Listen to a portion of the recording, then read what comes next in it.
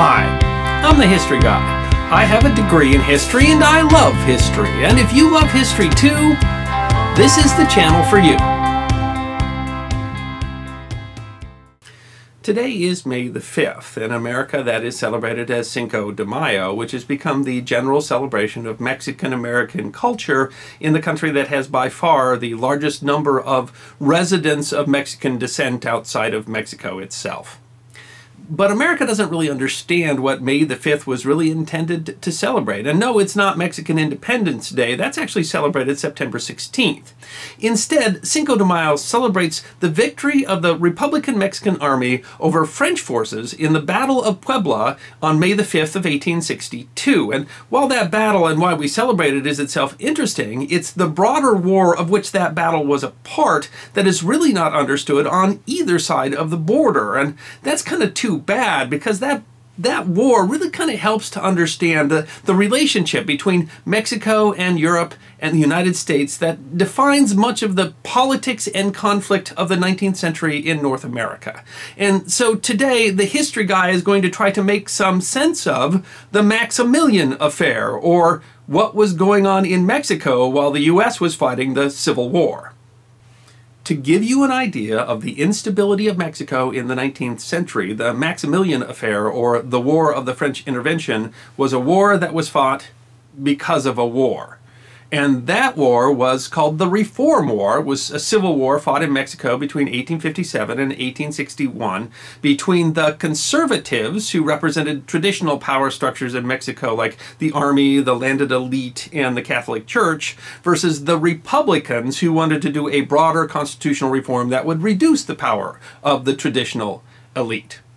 And the Reform War, which was a horrible fratricide that destroyed the country, was largely a continuation of conflicts that had been going on since the Mexican War for Independence. And it really showed how unstable Mexico was at the time. To give you an idea, in the 36 years between 1821 and 1857, Mexico had seen 50 different governments.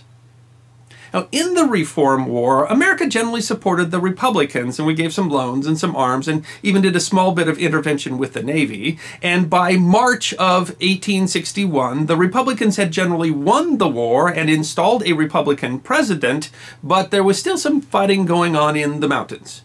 Ostensibly, the War of the French Intervention was caused by the Reform War because the Reform War had so devastated the Mexican economy that the new Republican president, Benito Juarez, had been forced to withhold interest payments on foreign debts for 2 years. Mexico just didn't have the money. And that angered Europe, who held most of those debts, and so France and Britain and Spain decided to get together and invade Mexico in order to force them to pay their war debts.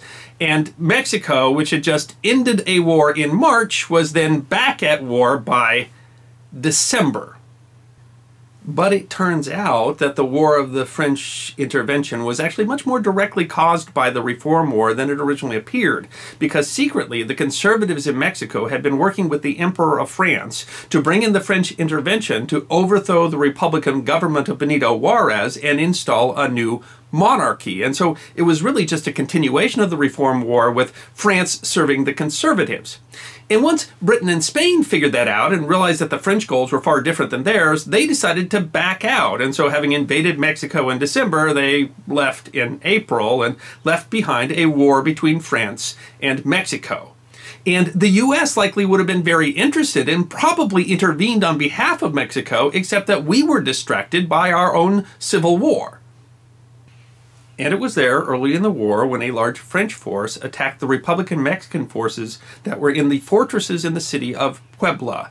And attacking these fortresses, despite outnumbering them and have better equipment, the French were pushed back. And that is the victory that is celebrated as Cinco de Mayo. And it was significant. It represented a great moral victory for the Mexican troops, and it showed to Europe that this war would not be quickly and easily won, but it was really more of a symbolic victory than a strategic victory, as the French forces would take those fortresses in that city a year later by siege.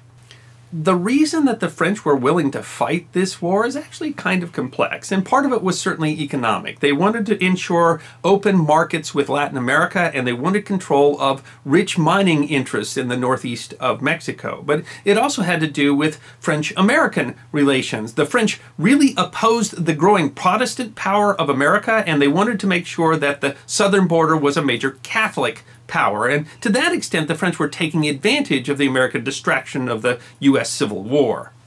But strangely, it also had to do with Franco-Austrian relations, which had been stretched since the Franco-Austrian War of 1859. And so when France took the capital, Mexico City, in 1863, they installed an Archduke of the Austro-Hungarian Empire, who was the brother of the Austro-Hungarian Emperor, as the new emperor of the Second Mexican Empire. And so this new Austrian Emperor of Mexico, who was married to a Belgian woman, brought with him some Austrian and Hungarian volunteers as well as Belgian volunteers. And all these European forces pressed the Republicans under Juarez almost to the end. They were reduced to just a little part of northern Mexico, although they did still have substantial forces there. But in 1865, the U.S. Civil War ended and America started to become much more involved in what was going on. Partly through loans, partly because we provided arms, and several troops from both the Union and Confederate forces went down to fight in the war. But the American interest was mostly done through diplomacy and putting pressure on France to give up its support of the conflict in Mexico. The war was already becoming unpopular in France due to the expense, and the threat of conflict with the United States and damaging economic relationships with the United States was more than the Emperor of France, Emperor Napoleon III, could bear. And so he put Franco-American relations above supporting Maximilian, and in 1866 he withdrew the French troops. Austro-Hungary for a while considered replacing those French troops and intervening on behalf of Maximilian, but the United States threatened that if that happened, then they would directly intervene in the conflict, and the threat of war with America was too much for the Austro-Hungarian Empire, and they stayed out. And Maximilian, once he was deprived of his European allies, was then defeated by Juarez's forces, and in May of 1867 they captured Maximilian and executed him, and essentially put an end to the war of the French intervention. Yeah, I know that it's hard to distinguish this conflict from all the other conflicts in Mexico in the 19th century, but actually the War of the French Intervention, or what was called the Maximilian Affair, ends up being very important. First of all, it ends the era of European intervention in Mexico. It was the last time that Europe would try to invade and control Mexico. And secondly, it discredited the conservatives who had supported the French intervention to the point where they become really irrelevant. And the Republicans take over and make constitutional reforms that really change Mexico, reduce European influence, and reduce the influence of the army and the political influence of the Catholic Church. The American role in the conflict can't be ignored, and not to denigrate the Republican victories, but it really was American diplomacy which forced out the European army intervention, which allowed Juarez to win the war. And there was participation by Americans in the war. A lot of veterans of the Civil War went and volunteered to fight in the war, and their contribution should not be forgotten. This caused a temporary thaw in U.S.-Mexican relations to the point where there was some consideration that the two might actually combine governments and the United States and Mexico would have become one nation, but eventually we would start fighting over the border enforcement and all of that goodwill would be gone by the end of the 19th century.